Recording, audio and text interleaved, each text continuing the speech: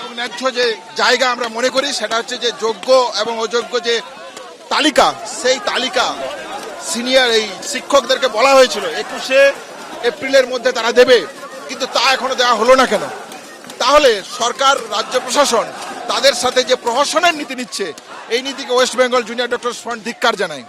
তার পাশাপাশি যে কথা আমরা বলতে চাই যে third counselling, fourth counselling, fifth counselling একই, আপনি পরিষ্কারভাবে বলুন কোনটা যোগ্য কোনটা অযোগ্য। তৃতীয়ত হচ্ছে স্কুল শিক্ষার যে অবস্থা আজকে, বিভিন্ন স্কুলগুলোতে এই যে নিয়োগ বন্ধ হওয়ার ফলে যে অব্যবস্থার সৃষ্টি হয়েছে, এই স্কুল শিক্ষাকে অবিলম্বে সদর্থক ভূমিকা নেওয়া প্রয়োজন বলে West Bengal junior doctors front মনে করে।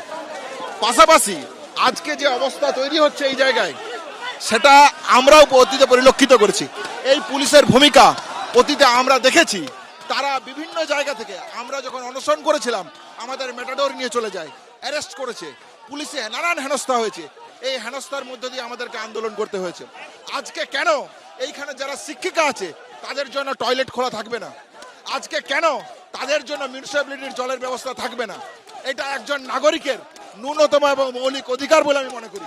তাহলে সেই জায়গা থেকে যে সদর্থক ভূমিকা পুলিশের নেওয়া প্রয়োজন, সেই ভূমিকা তারা এখনো নিচ্ছে না কেন? তাই আমি মনে করি এটা একটা অগণতান্ত্রিক পদক্ষেপ। আমাদের আন্দোলনে পুলিশের ভূমিকা আমরা পরখে পরখে দেখেছি।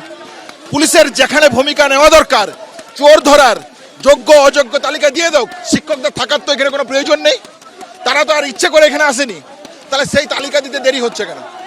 অথচ যখন রাতে তারা অবস্থান করছে এখানে, আপনি দেখুন টয়লেট বন্ধ করে দিচ্ছে, বিভিন্ন জলের ব্যবস্থা বন্ধ করে দিচ্ছে। তাহলে সেই জায়গা থেকে আমি মনে করি এই অগণতান্ত্রিক পরিবেশ থেকে পুলিশকে অবিলম্বে এই ব্যবস্থা করে দেওয়া উচিত।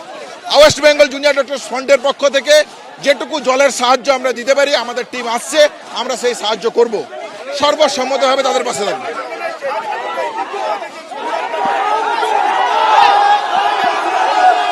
আমরা সর্বসম্মতভাবে তাদের এই ফোরামের সাথে আছি, তাদের এই আন্দোলনের সাথে কাঁধে কাঁধ মিলিয়ে এই লড়াই হবে।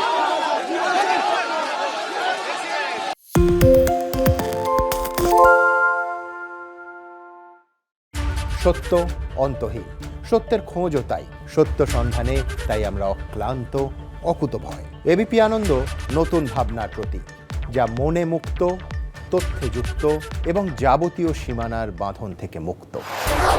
সীমা না শব্দটির মধ্যে লুকিয়ে আছে মানা শব্দটি, যেন চোখ রাঙানি এক অদৃশ্য বেড়াজাল, যা আটকে রাখে আমাদের এক ছোট্ট গণ্ডির মধ্যে। একমাত্র সঠিক খবরই গড়ে তুলবে এক মুক্ত সমাজ।